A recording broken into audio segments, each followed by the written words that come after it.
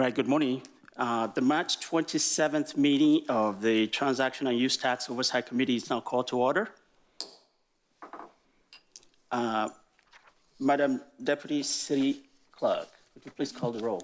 Yes. Committee Member Jones? Here, present. Vice Chair Penko? Present. Chair Oyewole? Present. Let the record reflect all members are present. All right. Please rise for the Pledge of Allegiance led by Committee Member Jones. Ready, begin.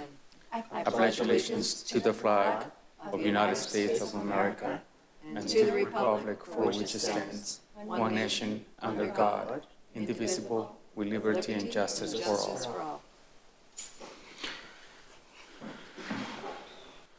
Thank you. The next approval of the agenda. Are there any changes to the agenda? Do you have any changes? Seeing none? Any changes? Okay. May I have a motion and a second to approve the agenda? I make a motion to approve. I'll make a second. All right. Please vote.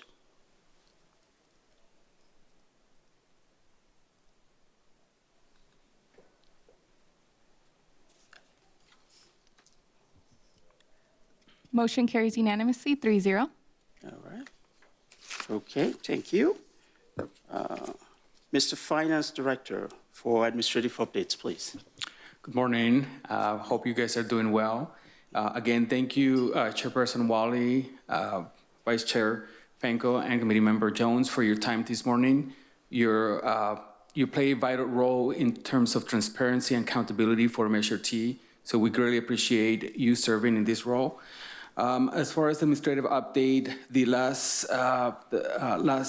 meeting we had back in October, the committee had requested staff to come back with more information about the funding and how the funding has enhanced some of the services in different areas. So with that, I have a stellar team join me today. You can see them behind me. Both of our chief of police are here, as well as our director of community services. Later, as part of our presentation, they will be sharing more information about some of the accomplishments, as well as some of the metrics in regards to services and how it has enhanced in those areas. Right. So with that, that's all I have as far as administrative updates. Thank you and welcome. All right. Public comment is next on the agenda. Any person may address the governing bodies on any subject pertaining to city business. Normally, no action may be considered or taken by the governing body on any matter not listed on the agenda. Each speaker will be limited to 3 minutes. Madam Deputy City Clerk, do we have any public Seeing none? comments? All right. Okay, so we can move on to the consent calendar. Approval of item 1. Items on the consent calendar are considered routine and may be enacted by one motion and vote. There will be no discussion of these items unless specific items are removed from the consent calendar for separate motions. Are there any other requests from the committee to pull any consent calendars for discussion? I have no request. All right. Madam Deputy City Clerk, are there any members of the public requesting to speak on the consent calendar? Seeing none? All right. Okay, can I have a motion to, and a second? I make the motion to accept. And I'll make a motion for a second. All right. Please vote.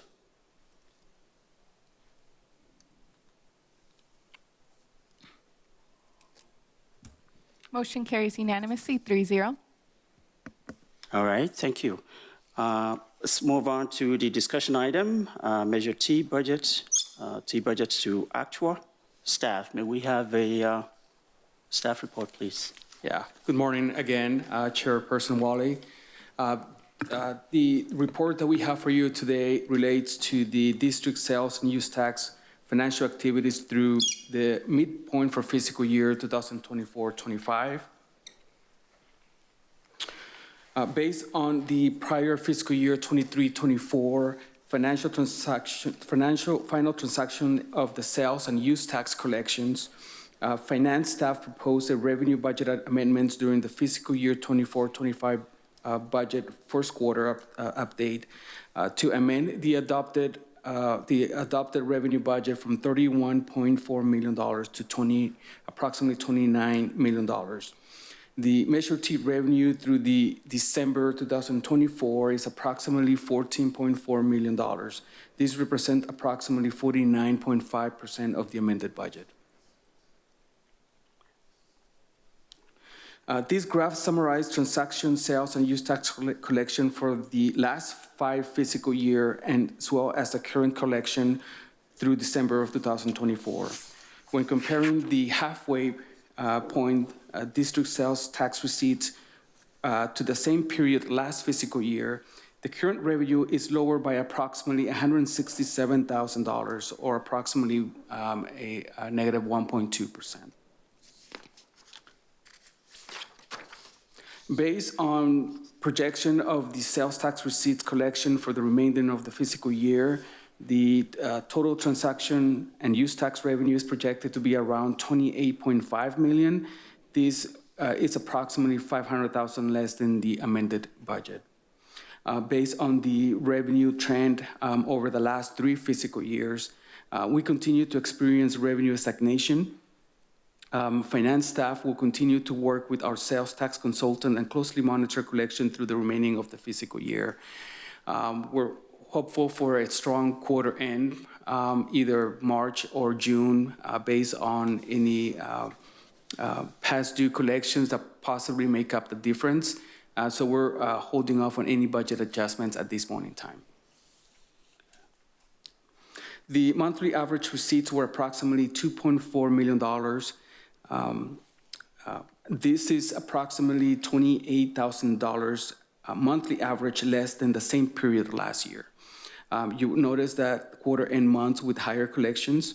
This is primarily due to the late sales tax collections and remittances by businesses, and the California Department of Tax and Fee Administration performs a true-up calculation at the end of each quarter. So as I share with you, we're hoping that for the month of quarter end March and June, we're hopeful that might be a little bit stronger than what we expect.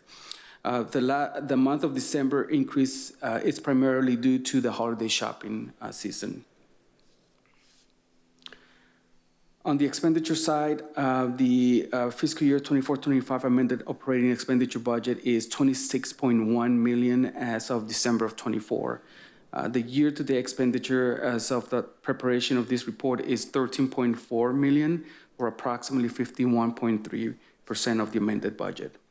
For transparency purposes, we're also reporting the CIP-related expenses, which are approximately $963,000. The budget for CIP is maintained on a separate general ledger. The personnel costs, internal service charges, and transfers are aligned with the expectation at the halfway point. Operations and maintenance and capital outlay expenses may include one-time expenses that can be spent at any point in time during the fiscal year. And the monthly expenses are not consistently on a monthly basis. And you can see that based on that we have 24% for operating and maintenance and approximately 63% of the capital outlay. As I mentioned earlier in the presentation, finance staff is not recommending a revenue budget adjustment at this time. We plan to analyze collection data through the third quarter before making any recommendation. For the expenditure budget, finance staff proposed a reduction of approximately $711,000 in personnel budget due to salary savings from vacancies and unfilled positions. Additionally, staff recommends a slight increase in the operation and maintenance and capital outlay budget to account for a rollover not previously included at year end. Finally, a budget increase is proposed for the transfer out expenditures category to support the budget adjustments that were made for the fire, CSD, and library districts funds. Based on the proposed mid-year adjustment, the Measure T revenue budget will be approximately $29 million, while the expenditure budget will be approximately $25.8 million.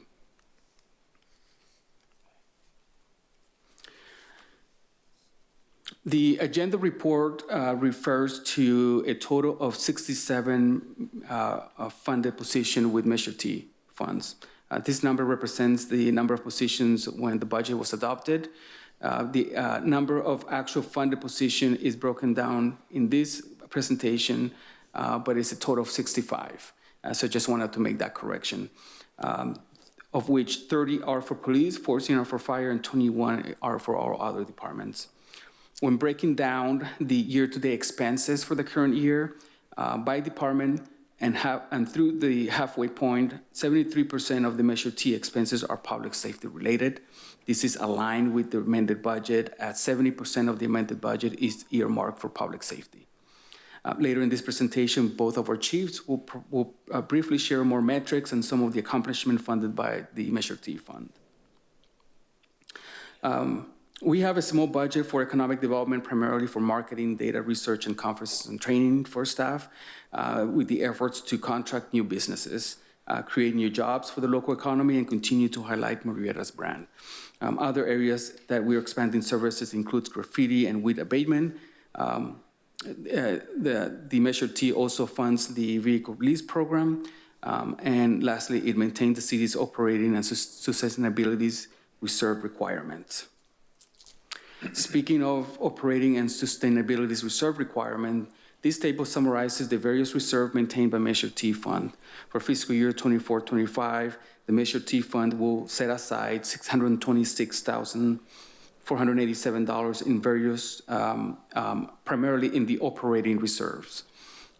In February of 2025, City Council approved the use of the Fleet Replacement Reserve for $100,000 for the purchase of a used aerial apparatus. And I'll let Chief speak to that during his presentation. I don't want to steal his thunder. I appreciate that. And with that, I will go ahead and turn it over to Chief Malloy. Thank you, Javier. Nice to meet everybody on the committee. My name is Bernie Malloy. I'm the fire chief for Murrieta Fire and Rescue, and I'm pleased to present to you today because Measure T is a major part of our organization, and I cannot stress the impacts it's had on the fire department in a positive way. As we just went through the budget, you saw that a large portion of Measure T goes to public safety, and a large portion of that large portion actually comes into the fire department. Previously, we were funded through the Fire District Fund, which is property tax based that we get for fire district. Measure T has made us be able to grow our fire department to meet the growing demands of our city as our city grows. So where we are funded, personnel, you saw the number of personnel funded directly in the fire department. We have one administrative person that was brought from Measure T, one fire inspector, and the fire inspectors are who go out and do inspections on businesses and on properties to make sure that they're safe for our public. And then we have 12 positions of our suppression personnel, 6 firefighters, paramedics, and 6 engineer paramedics that are funded by this as well. So that's 12 personnel on the fire department. 12 of our 64 suppression personnel, people that respond to fires and medical aids every single day, are funded by Measure T. That's almost 19% of our staff funded by Measure T. And that has allowed us to grow and serve the growing call volume, which I'll cover a little bit as we go on as well. We talked about the Fleet Replacement Fund. Since Measure T was enacted, we've purchased 1 tactical water tender. This allows us to carry water to areas of our city that don't have hydrants, so we can effectively operate and extinguish vegetation fires and house fires by bringing a mobile water source with us. That's the top, I guess, my left, maybe your right corner. And then we have the medic patrol there. That's basically a small quick response vehicle that we staff with 2 firefighter paramedics. That apparatus we have 2 of purchased by Measure T, and I'll go into their call statistics.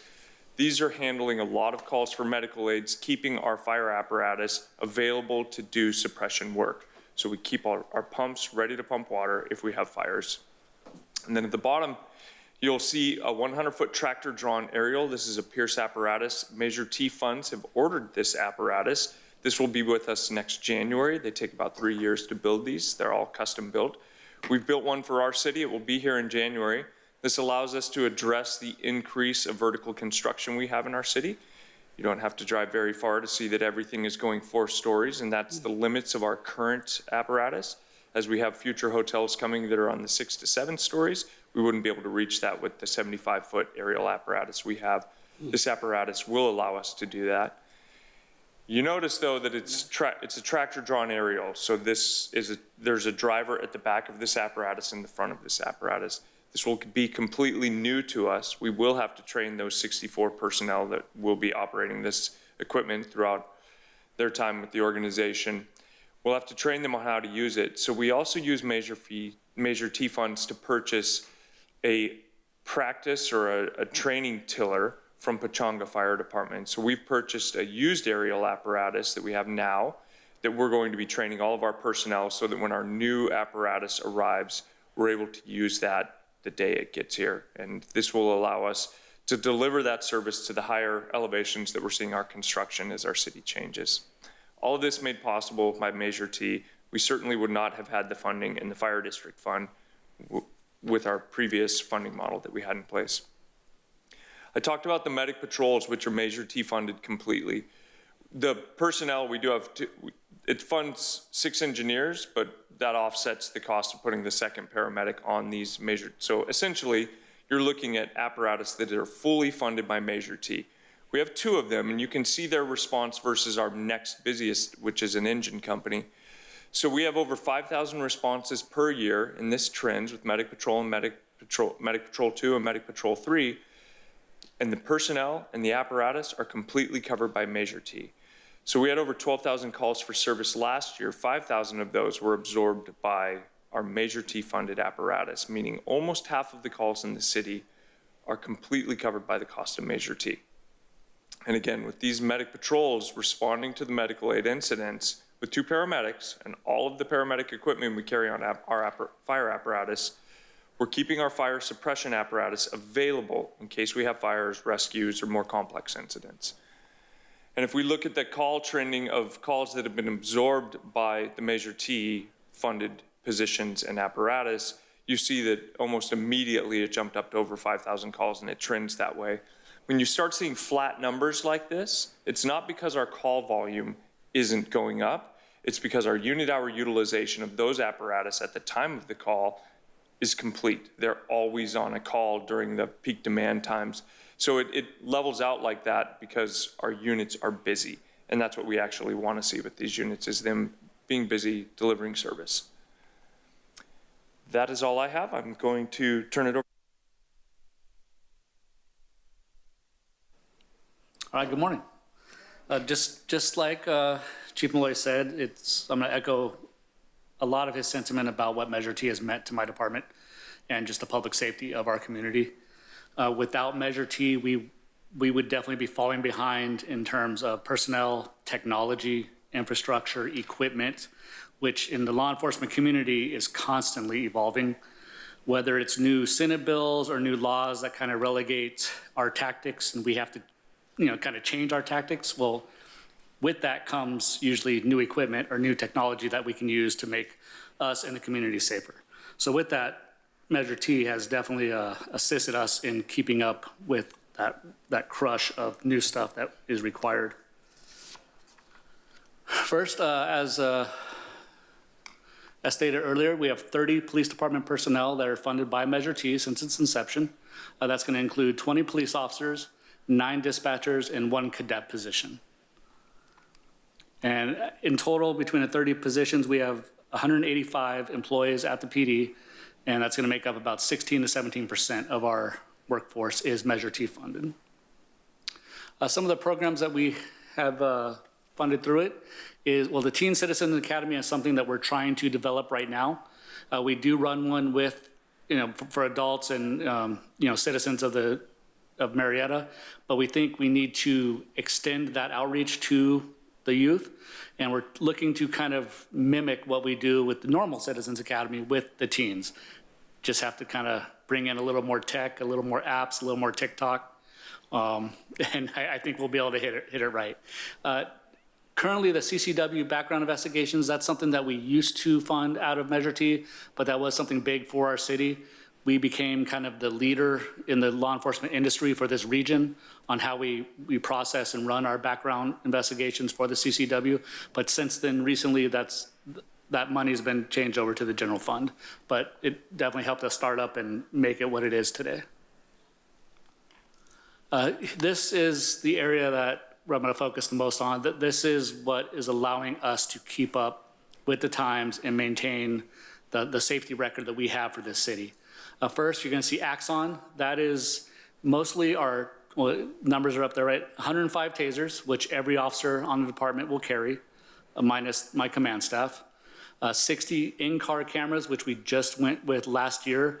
This helps us kind of capture, prevent things of citations, who we stop, pursuits, any sort of accidents and crashes, and just our interactions that occur in front of the vehicles, like traffic stops and stuff like that. And the 110 body-worn cameras, I don't know if you're going to find any law enforcement agencies in this country anymore that are without the cameras. Axon is by far the leader in body-worn cameras, actually, and tasers and car videos. So we were able to go with quality. Nothing is more frustrating than being out in the field for a 12-hour shift, 2 o'clock in the morning, and your technology doesn't work. Especially with this generation of law enforcement that we have, they expect technology to work. So that's why we are with Axon. Flock is, I would say, it's kind of newer to the law enforcement industry. These are automated license plate readers. If you look, the middle picture on the left, it looks like a solar panel with a small camera. Those are Flock cameras. We have 40 of them stationed throughout the city, kind of at our ingress and egress points of the roads. They capture license plates and they put it into a database. We get about 600,000 captures a day of license plates coming all through the region. What's more impressive about this, though, is that those R40 cameras are all connected to the cameras regionally in Riverside County, which we're up to probably 3,000, 4,000, 5,000 cameras between all the departments and the sheriff's department.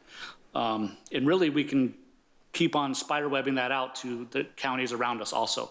How this helps is we can have a crime here in our city and we can enter the license plate in Flock, the system, and that car can hit a camera in, say, the city of Riverside, and it's an immediate real-time alert to all the officers in Riverside that this car hit at Walk and Don't Walk, and it's a red BMW with damage to the right panel. And that is real-time information that the officers are getting.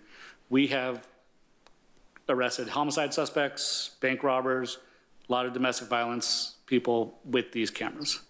Next is our UAS, the unmanned aerial systems, most notably known as drones. That is kind of the newest thing in law enforcement to be used.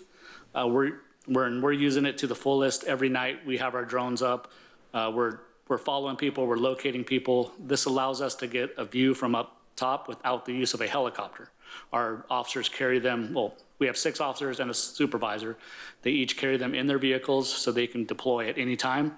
Again, increasing the safety for our officers. Next, you see Narcan. We do have still, sadly, an epidemic of fentanyl and heroin overdoses in this county, including our city.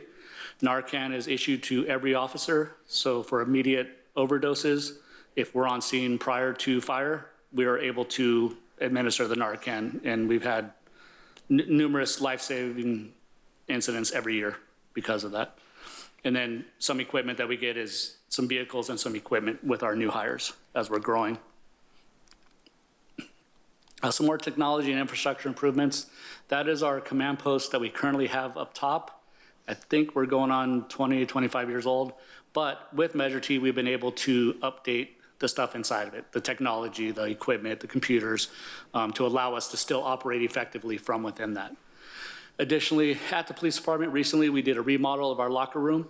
When we built this station 20-something years ago, we probably had 40 officers. We're up to 114 officers and 44 dispatchers and 25 to 27 professional staff. So we've more than doubled our size since we built the building. We are at capacity, but by using the Measure T, we added 55 lockers to our station. And we just finished a paint project, so the station looks a lot better now. And no problem. And because of, like I said, we're at the seams, we are doing some internal expansion in some of our units, our records bureau, traffic, admin, just to get more desk space. And yes. Thank you. Chief Henry, On the flock, not on the flock cameras, but on the Axion cameras, or, no, it is flock. Do the captures disappear if you're capturing 6,000 of these each day? Yes, they're stored, and then kind of what Flock was ahead of the game in was they knew that would be asked. And so it's built in to where it stores for, I think, 30 days. And then they disappears? They go Makes away. sense, so that way you don't have to pay for additional storage. Okay, thank you. Good morning, Chair and members of the committee. So now we're done with the expensive departments. We can get to the Department of Fun. My name's Brian Ambrose. I serve as the Director of Community Services. Within Community Services, there are 3 different divisions. There are Parks and Recreation, the Murrieta Public Library, and Homeless Services. We also have the distinction of being the largest number of overall budgets in the city, with over 40 annual budgets in our annual budget. On this first slide here, you will see the number of completed projects where Measure T funding was used. The library bin sorter, a very important project to us. It cuts down on workplace injuries and claims. It was a replacement of a bin sorter that was originally put into the library 17 years ago. It's up and fully operational now and takes up a lot less room than the original one did as well. We also replaced the roof at the library, and we replaced the HVAC unit as well. Next, you'll see the 5 tot lots that were replaced. Overall, we replaced 9 tot lots throughout the city of Murrieta this year, 5 of them with with Measure T funding. This picture right here is the Measure T funded tot lot replacements. We're planning on compiling a regular schedule to replace all of our tot lots throughout Murrieta. Currently, we're working on 6 projects. There's a library expansion project. If you have not heard about our fundraiser, you're going to very soon. We're short a few dollars on the library expansion. Costs are increasing, but we are moving forward with this project to City Council next month to show them the conceptual design and put the bids out for, put the documents out for bid. We put some Measure T money in our Cal Oaks pool replacement project. This was for the design only. Unfortunately, the bad news here is pools are expensive. So right now we're waiting for the economy, or at least some money, to come in to be able to replace that pool up at the Cal Oaks Sports Park. In the meantime, we've partnered with our school district and we'll be using Vista Murrieta pool this year. The next project that we have there is our Parks Master Plan. That will be coming forward to our Parks Commission next month, then to our Planning Commission, then City Council in probably about 2 months, and we'll be wrapping up that project. But that gives us about a 20-year window of construction projects and needs for the Community Service Department. It's basically our guiding document. Town Square Park improvements. If you've been behind City Hall or you've driven past the corner of Calmia and Jefferson, you see some construction there, putting in new trees, putting in a monument sign, as well as 2 monitors, electronic billboards. We constructed an entire new parking lot in the rear of City Hall. This is for the brand new Town Square Amphitheater that was constructed about 2-3 years ago. That was completed about 2-3 years ago. We'll have a lot more ADA parking and accessibility for the concert goers. Next up is my favorite topic is pickleball, the #1 growing sport in the world. And this is probably, with all the divisions that I run, including homeless services, I get more calls of complaint about pickleball than I do anything else. We don't have enough pickleball courts, but we're building them as fast as we possibly can. Currently, we have 4. We have 3 under design at Alderwood. That should be going to the City Council for approval of the design next month. Then we'll be constructing another 2 at Firefighters Park once funding is available. We have the design set there, just need the funding to match up with that, which we should have shortly. And then the final project that Measure T funding will go towards for the CSD is the Cal Oaks fencing. Cal Oaks Skate Park has a deteriorating fence. Right now we're in discussion with some of the users of the park, as well as our maintenance department, whether we actually replace that fencing because it gets damaged very fast, or we just take it out in total. But we need to make sure it's safe if we are going to go that route. Next slide is 2 staff members from my department that are paid through Measure T. First and foremost is a management analyst within within Homeless Services. This is a very important position. If you don't see many homeless people throughout Murrieta, it's due to this position, as well as the 4 community policing team officers from our police department. We have a very proactive homeless services program in Murrieta. We work with 4 of our regional cities, and we are able to shelter, to house, to case manage, and to get people to the resources they need immediately rather than waiting months, which happens in some cities. The final position that we have is our park ranger position. So Murrieta has 3 full-time park rangers for the 53 parks that we have throughout Murrieta, and it's their job to check on all those parks daily. So that's community services for you in a nutshell. I'll turn it back to Javier. Thank you, Brian. So this report's recommendation is to receive and file the district sales and use tax Measure T budget to actual report for fiscal year 24-25 through December of 2024. I want to thank both of our chiefs for being here today and sharing some information about some of the programs and how Measure T has benefited their departments, as well as Brian Ambrose, our Director of Community Services. And with that concludes our presentation. We are available for any questions you guys may have. I have a few. All right. Director Ambrose, quick question. It's just fun questions for me. What's the average lifespan for a tot lot? Southern California, especially Murrieta and the inland areas, it's a lot lower than the rest of California. So we're lucky to get 10 years out of a tot lot. We've been getting 20 years. You'll see a lot of fading in some of the tot lots around here. When we went through the recession in 2009 to 2012, that is probably one of the first things that came off the regular maintenance schedule. And so we're trying to get back to it. All right, a follow-up question. You mentioned the Cal Oaks pool is going through eventually a replacement. Is that pool currently open to the public? It is not open to the public. Okay, so it's just drained right now, sitting there until we raise the funds? That is correct. Okay, and then third question is the pickleball courts, approximately how much does it cost to put one of those babies in, or a pair of those? I don't know just yet because we have the design completed, but until we have bid documents in our hands, we won't know. The one thing that each of our departments, and especially the finance department, has realized over the last 3 years is we're seeing cost increases that we've never seen before. It's crazy. In a range of 10 to 15% and sometimes up into 20%. Is that because of prevailing wage fees? Do we have to do prevailing wage on stuff, projects like that? Construction cost in total. I mean, it's complex. There's a variety of reasons for the pool project. When we did our conceptual design, we thought the pool replacement was going to be about $8 million. We were told at the beginning $10 million, and by the time we were done the conceptual design, we're up to probably around $15 million. It's because a lot of cities received COVID-related funding, and a lot of pool contractors were busy.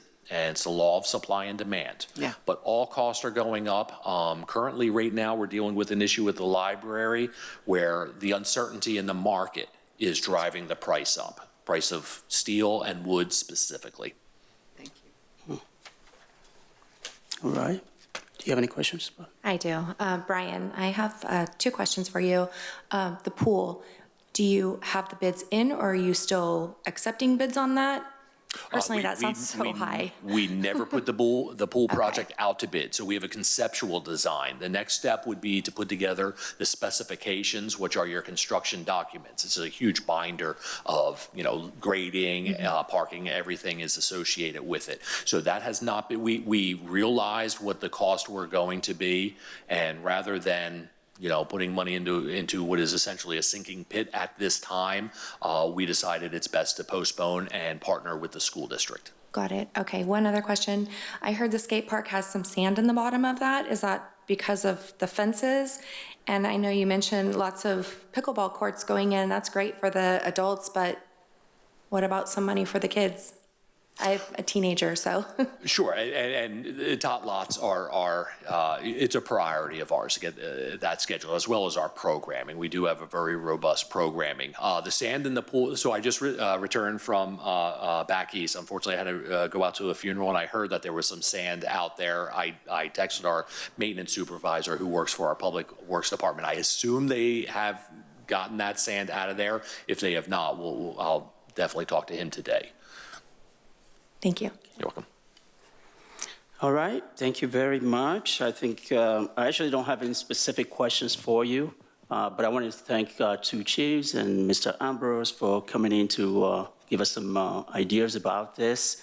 I think, we were asking you about it because it's something that, when this was passed back in 2018, emphasis, of course, was on, even though it's the general use funds, but the emphasis was on public safety. And so when we came on board, I think one of the things I was interested in, how does it make a difference for the city? The city is growing, that's the whole idea behind it, but how is it making a difference in our law enforcement departments? And I think this is a great presentation. Thank you for coming in to kind of show us and highlight some of the things that Measure T has been able to accomplish for your departments. I don't have any, do you have any questions? Okay, go ahead. I think I can speak, as Heather probably can, for what the community sees here in Murrieta, and it is by far superior to other nearby cities as far as taking care of us in time of fire and time of safety and the homelessness. This is a very safe community, and I think people are attracted to it when they learn, and our values are secure in our homes, our communities are good, our streets are good. So I want to say thank you. I echo that. I know that 10 years ago when we moved here, that's one of the things I like about it is the safety part, right? Where you move into Riverside County, Murrieta always rank on top. So I think, I thank your two departments and community professionals for keeping the quality of lives very high for us. Any other comment? Thank you so much for your presentations and being here. I appreciate it and appreciate everything all of you gentlemen are doing for Murrieta. Thank you. All right, so this is a receive and file item. I do have a couple of questions for Finance Director, I think. This is more of on the report. On the actual report, the committee report, just a couple of minor comments. So, page 11 and 23, I think the table is on page 11. Not sure if do you have your report handy? I'm sure it's in the presentation. The table on sustainability reserve on page 11 of the report. So the 100,000, I think the chief spoke to that. This is just a minor question with respect to, should that be in a column of uses? Because this table is showing 526 contribution. Yes, you're After correct. you net that 100,000 out. So maybe we'll move it to the other column there, right? Yes, that is correct. Okay. The set aside, the 626.47, that's part of the transfers, right? When I look at the overall transfer on the expense column, is that how it's accounted for? I'm sorry, could you repeat your question again? The 626,000 contribution, is that generally part of the transfers? No, the contributions remains within the fund, and they're just committed towards reserve. So it's a fund balance commitment within the same fund. Okay. All right. Okay. So this report's very good. Thank you for the report. I do wanted to ask if it's possible to add fund balance information. I know you typically provide that to the council when you do, for example, the March 4 report. I was looking through that. It has that information. I think it'd be useful for us to, you gave us the revenue and expenses, but also what's the fund balance in that, in Measure T fund? We can, yeah, certainly, we can add a table, kind of the same as the one we provide to City Council. Right. It's a forecast of the fund balance. We know what the beginning fund balance is because our audited year has been completed. Correct. And designation has been completed as well. But we can forecast what will be the ending fund balance based on our revenues and expenditures, as well as any changes that may happen throughout the year, whether it's through appropriation requests through City Council or appropriations that have been committed for our other projects like CAP. As you can see, we have quite a few number of projects funded through Measure T. So certainly we can add that table. I always make a disclosure that it's always a forecast, primarily because we have to wait until the year end is completed and then determine the various designation out of fund balance, whether it's restricted, committed, assigned, or available fund balance. Yeah, a little footnotes underneath it would be fine. I just think it would be helpful to kind of see, how things changes throughout the year. Yeah, and, absolutely. As far as the fund is concerned. Okay. Also, the revenue, I know you're not making any kind of recommendation for adjustment at this point. I was just wondering, January and February, do we have an idea how that looks? And we just received January, and January was slightly below our expectation as well. okay. And then, so normally January tends to be on lower end is after the holidays, and sales tends to be on the lower end. Not significantly, but it was below the monthly expectation. Yeah. For City of LA, I know we're looking at a negative 4% versus 24. I mean, that's kind of our projection right now. 25 will be about 4% less. And, of course, we have a unique situation over there with respect to the fire, so that affects some of the numbers. But, the general trend is it's a little flat. And I think you mentioned that. That's kind of what we're seeing as well. I know we had it at 29 right now, and you did indicate that you'll be making that revision at the end of third quarter, which is reasonable. But right now we're down about 1.2% as of December, right? So I guess, typically when I look at the last couple of years, we've been trending about 51.5, around 52% by December of your annual collections. Mm-hmm. So when I look at that, I'm thinking we're probably going to end up around 2.8. Yes. 28 million. Flat, basically, I guess is what I'm thinking, maybe a little less. So, but anyway, that's, you'll be doing that analysis, and just wanted to kind of give a little thought of my own on that.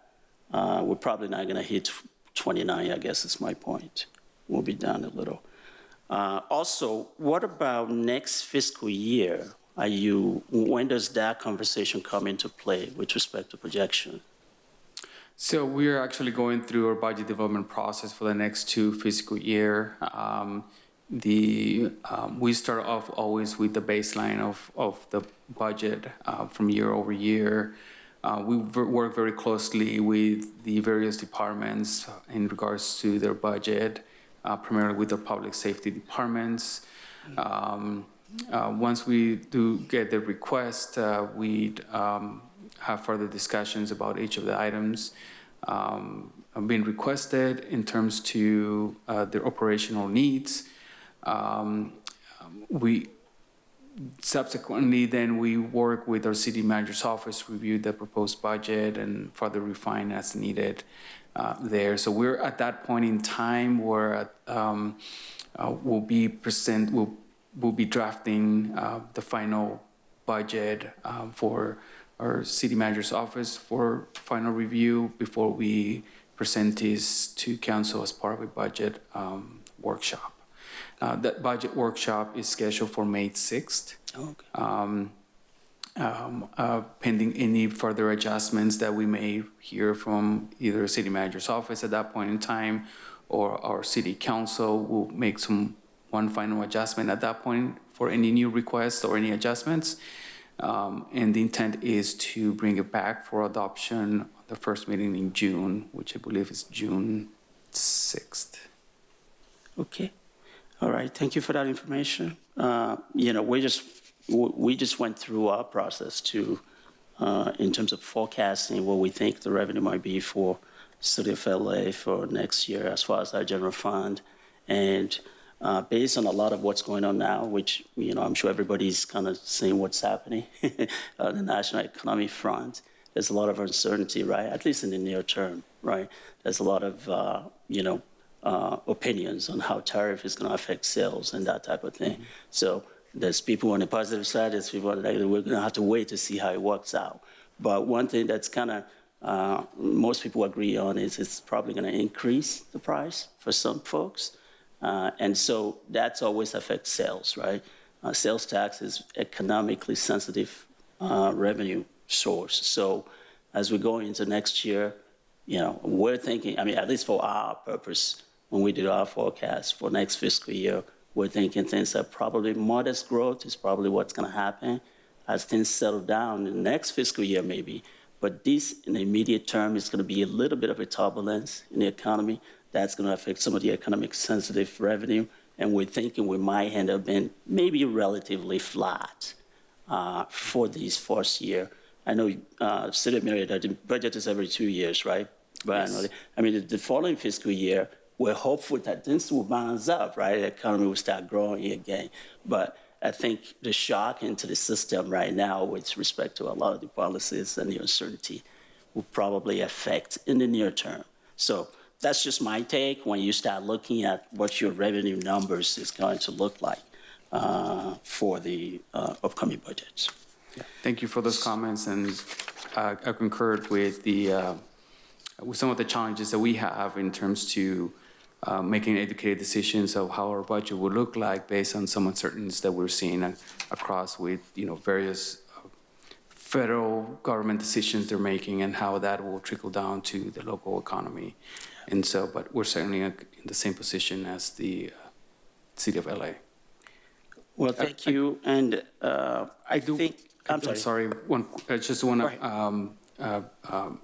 to make a correction. I said June 6th for council. It's June 3rd, okay. Tuesday, first Tuesday in June. Thank you. All right. I think I don't have any additional comment. Do you have any other comments? Okay. All right. I